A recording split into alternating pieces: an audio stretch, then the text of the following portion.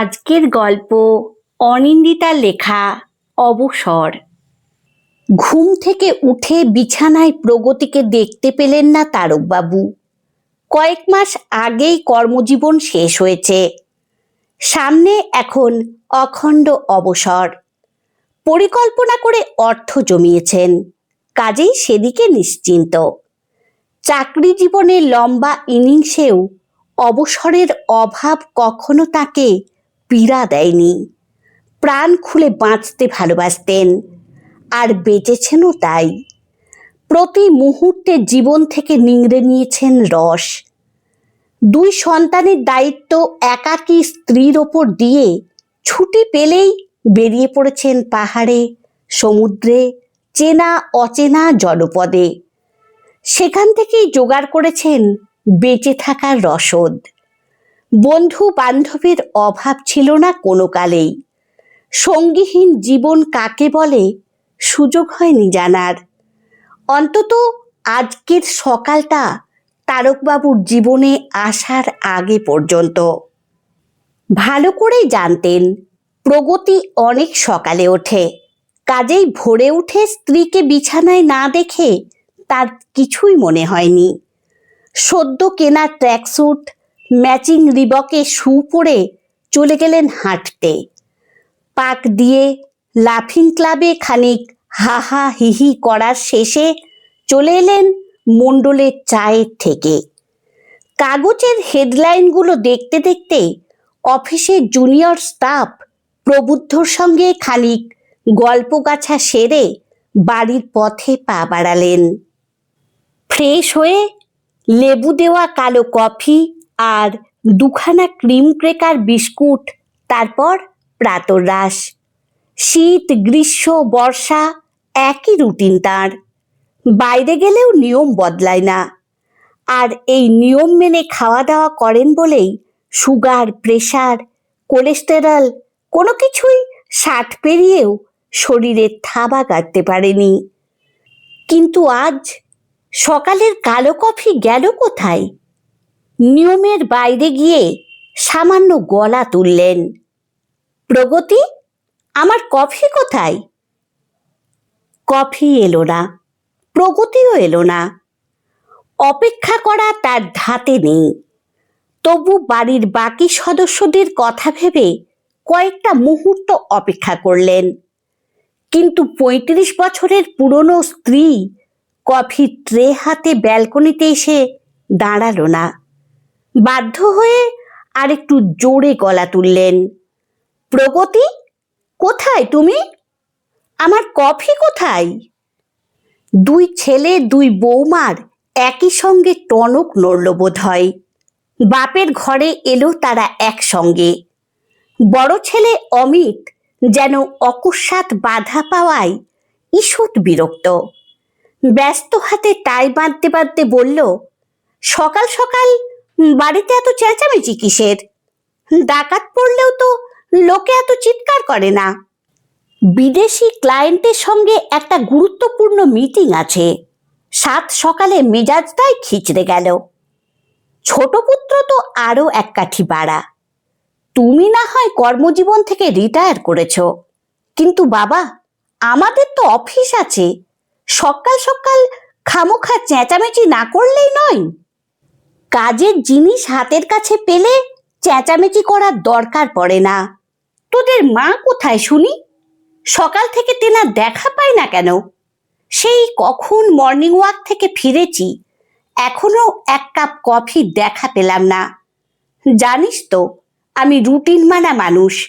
রুটিনের ব্যত্যয় আমার সহ্য হয় না। একদিন কফি দেরিতে খেলে হবেটা কি? তার জন্য তুমি চেঁচামেচি করে আমাদের কাজকর্ম নষ্ট করবে? বেজার গলায় কথা কটা বলে প্রস্থানের উদ্যোগ নেয় ছোট পুত্র অবন। এটাই শোনা এ জীবনে বাকি ছিল। ভাবতে ভাবতেই বড় পুত্রের অবাক গলা শুনতে পান তারক।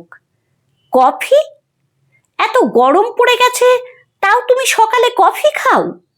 আমি তো ভাবতেই পারছি না। তা অমিতের না জানারই কথা। মিত্তির বাড়ির প্রতিটি সদস্যই জানে বাবার মতো খুঁতখুঁতে লোকের দায়িত্ব একমাত্র মার। কি খাই, কখন খাই, কি কারণে খাই, সে বিষয়ে তোমার না জানলেও চলবে। যে জানে সে মনে রাখলেই চলবে। এতদিন তো বাপের কোনো রকম খেয়াল রাখার প্রয়োজন বোধ করনি।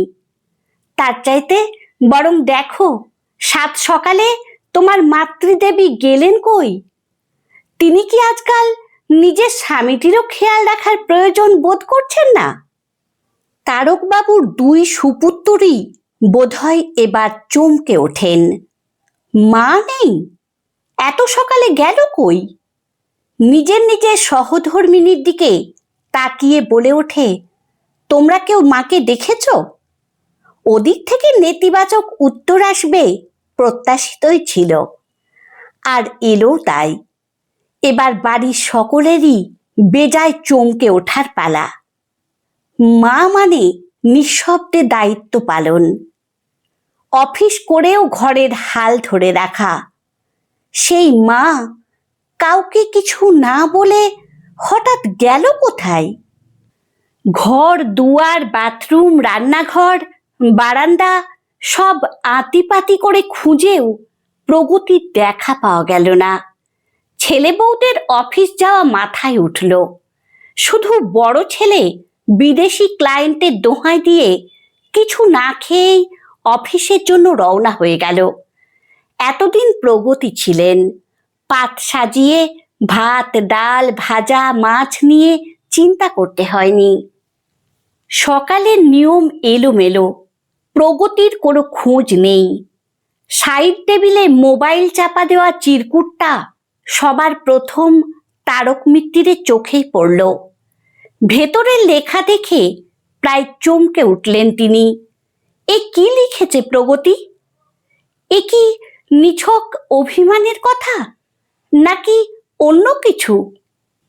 কর্ম শেষে সবার জীবনেই অবসর আসে।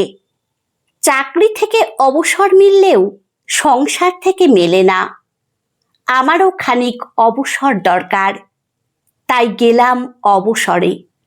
জীবনটাকে একটু নিজের মতো করে উপভোগ করতে। চাকরি করলেও সারাটা জীবন নিজের মতো করে অবসর উপভোগ করেছ, এখনো করছো। তোমার রুটিনে কোনো বদল ঘটেনি, আমার রুটিনেও। কিন্তু আমি বদল চাই, চাই নিজেকে নিয়ে ভাবতে। বাকি দিনগুলো না হয় নিজেই নিজেকে দেখে রেখো। খুঁজবেই জানি, তাই ঠিকানা রেখে গেলুম। যদি আমার মত জানতে চাও বা না চাও, আমি স্পষ্ট করেই বলছি, দয়া করে এই ঠিকানায় যোগাযোগের প্রয়োজন নেই। প্রগতির লেখা চিরকুট পড়ে মিত্তির বাড়ির বাকি সদস্যরাও ভেবলে গেল, এ কি লিখেছে তাদের মা? এতদিন বাদে কেন হঠাৎ এমন সিদ্ধান্ত?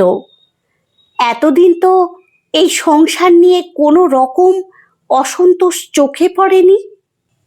অবসর গল্পটির প্রথম পর্ব আপনাদের কেমন লাগলো অবশ্যই কমেন্টে জানাবেন। ভালো লাগলে লাইক ও শেয়ার করে দেবেন। ধন্যবাদ।